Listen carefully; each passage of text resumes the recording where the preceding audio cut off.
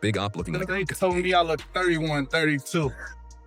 When I turned 19, they said this post happened 10 years ago. What's up? Now I'm 21. I got more facial hair than all the cameramans. Like 21, Shorty. I was born in 04, Shorty. I was born in 03. No, yes, you was. All right, bro. I know somebody even older than you. Me and Molly back and forth sending messages.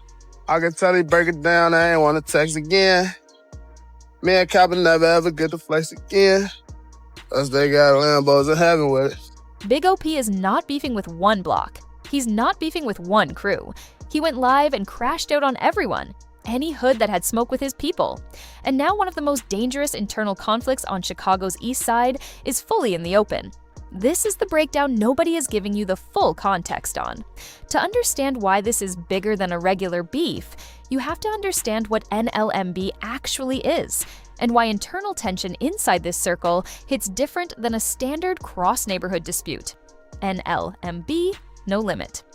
Muskegon Boys has been one of the most recognized sets on Chicago's east side for years.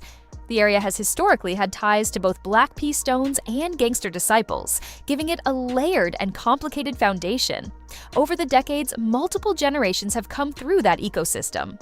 The first generation, the original No Limit members, are either dead or incarcerated. The second generation carries the NLMB name. The third generation came through as Drench Gang, and now there's Shorty Mobb, the newest generation operating under that same umbrella. The problem is that these generations don't always see eye to eye. And from the outside looking in, the tension between the older NLMB structure and Shorty Mobb has been building for a long time before it became public. Big OP sits in the Drench Gang / NLMB lane. He recently signed to a major record label with G Herbo's backing, which means he's got both financial momentum and a major cosign. And that success, according to Big OP himself, is exactly what some people are mad about. He went on live and said it directly, accused people of being upset about his bag, reminded them he's always taken care of the hood, and challenged anyone who had a problem to say it to his face. Nobody did. Shorty Mobb fired back fast.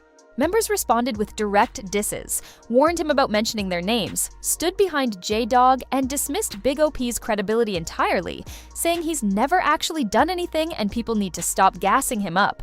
Now, here's the root of all of this. The tension really started accelerating around J-Dog's death.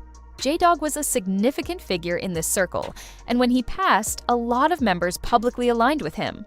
That alignment deepened existing divisions between different parts of the NLMB network. But before his death, J-Dog himself was already in public conflict with G Herbo. J-Dog had gone live to call out Herbo directly. He walked through his old neighborhood, showed the abandoned buildings, the broken storefronts, the memorials, and he asked why a man with Herbo's money wasn't putting it back into the community that built him. He wasn't asking for handouts. He said they just wanted stores, businesses, something. He pointed to spots where people used to post up, where old landmarks used to be, and said the whole area was deteriorating while the people who made it out weren't looking back. Herbo saw it differently. From his perspective, he had already done significant things for the people around him. Bond money, legal fees, funerals, whatever was needed, and the ask never stopped. He talked about putting people in Gucci for their funerals and then being expected to do the same for the next person. He said he couldn't keep financing a lifestyle that was pulling him back toward everything he'd been trying to leave. His position was that love shouldn't come with conditions tied to him risking his freedom or his life. 2 weeks after J-Dog's live, he was killed. And the rumor that immediately circulated was that Herbo had orchestrated it.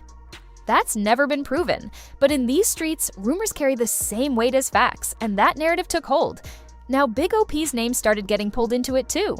Some people began speculating that Big OP played a role in what happened to J-Dog. Again, allegations, not proven. But Big OP saw the temperature rising around his name and decided to address it head-on.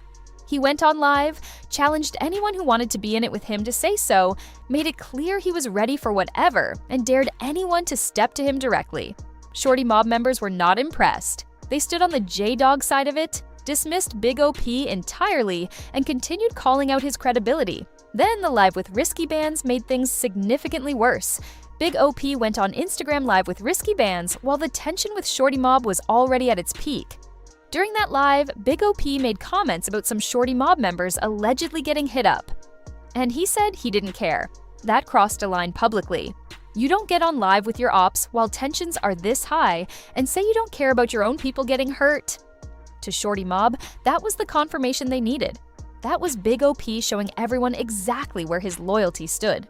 It also made the situation more complicated because Risky and the Bloodhounds already had their own separate serious issues with different sets.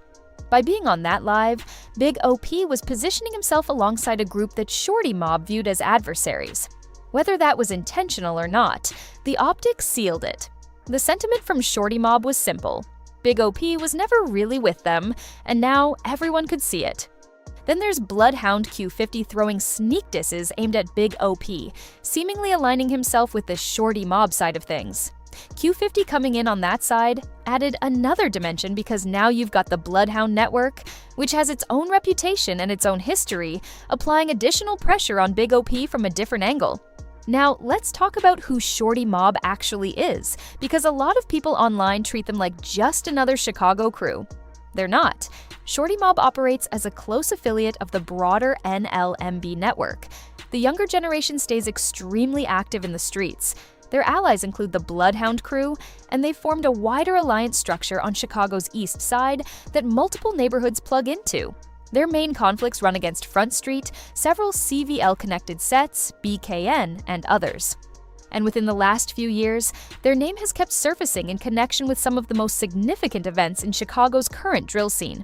They also have a tight alliance with LAFA, Love Anna Forever Always, a renegade GD set that operates a few blocks away. The two groups officially united to form the East Side Crime Family, sharing ops and moving together. When you account for that combined network, the weight Big OP is dealing with is not a small thing.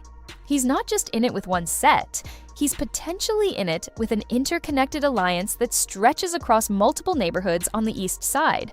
And yet Big OP stepped forward anyway, got his major label deal, got Herbo's cosign, went on live, and publicly challenged anyone who had smoke to show themselves.